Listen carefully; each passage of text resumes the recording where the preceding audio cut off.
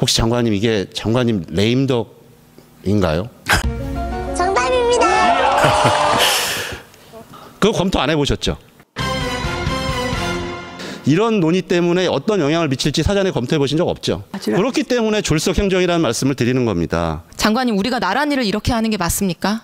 미리 저런 걸 찾아볼 수 있는 기회를 주지 않으셔서 제가 저게 맞는지 안 맞는지. 지랄하고 자빠졌네.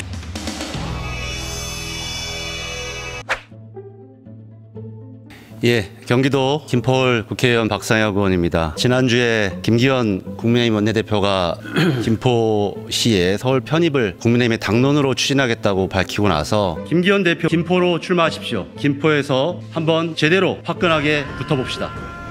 1년 전부터 준비했다고는 하는데 검토 보고서 하나가 없습니다. 이 자리에 계신 많은 장관님 여러분들이 만약에 국과장들이 검토 보고서 하나 없는 사업 내용을 올리면 어떻게 반응하시겠습니까? 인구 50만의 18번째 대도시가 행정구역 개편하는데 검토 보고서 하나 없다라는 것이 국민의힘의 그리고 집권 여당의 실정입니다.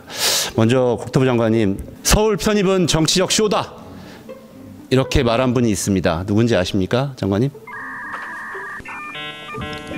모르겠습니다.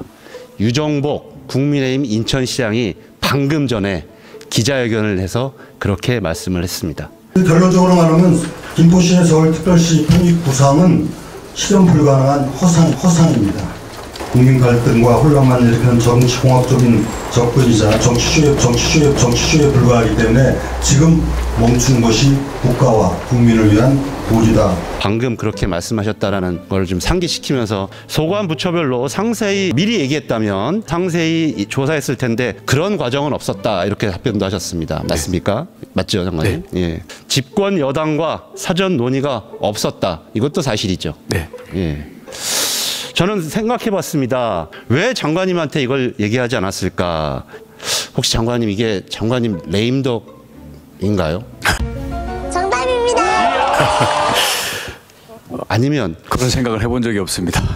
21대 국회 들어와서 당론으로 채택한 사안이 몇 가지 안 되지 않습니까? 사전에 실무당 정도 하고 고위당 정도 하는데 장관님도 주무장관님도 모른 채 한다라는 게 저는 이해가 안 된다고 생각이 들고요. 저기 중기부 장관님, 제가 하나만 여쭤볼게요. 중기부 장관님, 김포가 뿌리 기업들이 많습니다. 네. 경기도에서 몇 번째로 많은지 아세요, 혹시? 제가 정확히 화성 다음으로 김포가 8,000개 있습니다. 네. 환경부 장관님도 제가 여쭤볼게요. 지난번에 제가 윤석열 정부 120대 국정과제 얘기하면서 김포 지역의 환경재생 혁신복합단지 여쭤본 거 기억나시죠? 네. 우리 환경부가 120대 국정과제 중에서 몇 개 정도를 가지고 있습니까? 그래서 그 숫자는 제가 어이가 없네. 뭐 많지 않죠. 뭐 네. 그렇겠죠. 그렇죠. 그런데 이것의 반이 산업시설입니다. 만약에 여기에 대부분 공장이라든지 이런 것들을 유치해야 되는데 성장 억제 구역으로 들어가면 어떤 영향을 줄까요? 환경부 장관님 어떻게 생각하세요? 글쎄, 지금 현재 성장 억제 구역으로 들어가느냐 안 되느냐 이런 거를 예단하기는 어려울 서울로 것 같고요. 편입되면 안 들어갈 수가 없습니다. 다른 지역에서 가만히 있겠습니까? 그거 검토 안 해보셨죠? 이런 논의 때문에 어떤 영향을 미칠지 사전에 검토해 보신 적 없죠? 지금 이 김포 이 부분에 대해서는 검토를 하지 않습니다. 그렇기 때문에 졸속 행정이라는 말씀을 드리는 겁니다. 자, 우리 기재부총장님이 네. 만약에 지금 예타 중인데요. 네. 어떤 영향을 미칠까요? 경제성 평가에 있어서. 글쎄 아직 지금 상태에서 예타는 진행 중인 것이고 국민의힘에서는 네. 특별법을 만들어서 네. 바로 통과시키겠다는 자세입니다.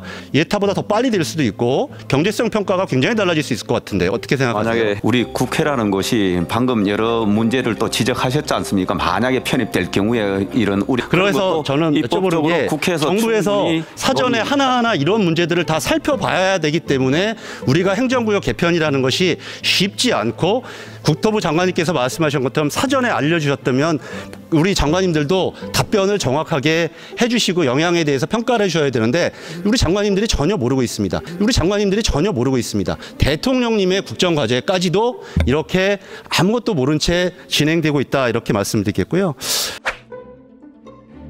네, 경기 의왕시 과천시 출신 이소영 의원입니다. 그 R&D 카르텔 얘기 나온 올해 6월 말부터 지금까지 한 4개월 좀 넘었는데 연구 현장에서 어떤 혼란 일어나고 있는지 알고 계십니까? 네, 그렇습니다. 어떤 혼란 일어나고 있습니까? 감액이 된 거에 대해서 전체적으로 뭐 분위기는 뭐 이렇게 좋지 않다. 분위기만 좋지 않습니까? 제가 알려드릴게요. 서울대학교에서 교수로 재직하셨는데요. 어제 저를 찾아온 서울대 기초연구 분야 연구실 박사 5년차 학생은 한 170만 원 정도 받았다고 합니다. 근데 9월부터 인건비 전원 30% 삭감했고 그 학생은 이제 120만 원 받고 있다고 합니다. 교수님들은 신입 대학원생 연구원 뽑기를 주저하고 있는 사람 내보내고 있다고 합니다. 그 대학원생들 그 인건비 부분은 제가 확실하게 책임지고 해결하겠다고 누차 말씀드렸고요. 아니 어떤 삭감이 어떻게 잘못됐는지 소명할 능력이 없어서 국회에 그 R&D 삭감 리스트도 제출하지 못하시면서 어떤 보완을 어떻게 하시겠다는 건지 이해가 잘 가지 않습니다.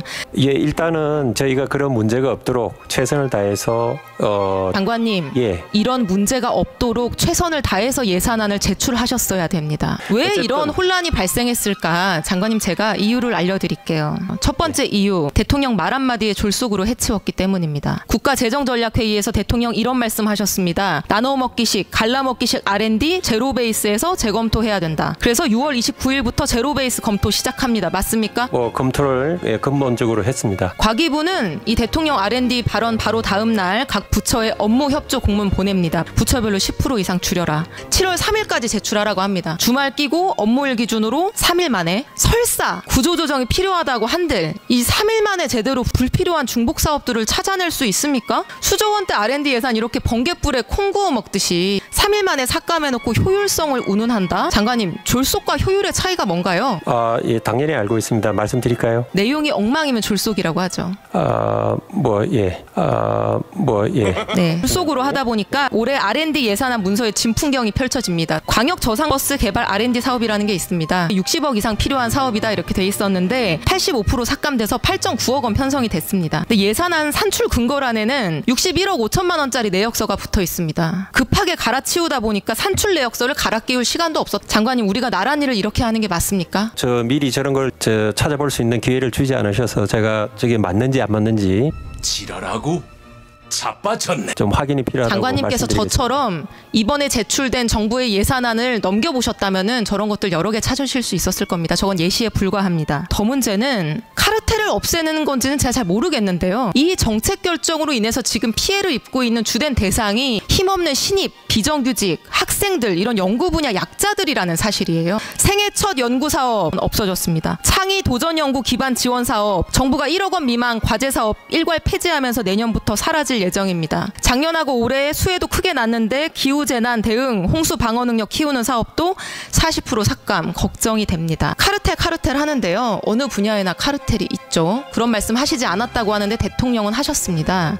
근데요. 대통령께서도 그런 말씀은 안 하신 걸로 알고 있습니다. 정치 보조금 예산, 이권 카르텔 예산을 과감하게 삭감하였고 군납 비리를 저지른 군인이 있다고 해서 국방 예산 삭감하지 않고요. 촌지받는 교사가 있다고 해서 교육 예산 삭감하지 않습니다. 왜 R&D에 잘못된 사례가 있다고 해서 무고하고 성실한 연구자들까지 이렇게 눈물나게 만드는 것인지 과기부 장관으로서 미안하지 않습니까? 예, 그런 부분에 대해서 최대한 문제가 없게 저희가 이제 노력을 하고 있습니다. 네, 정부의 판단이 잘못됐다면 겸허하게 인정하고 대대적으로 시정하기를 바랍니다. 그렇게 해주시고요.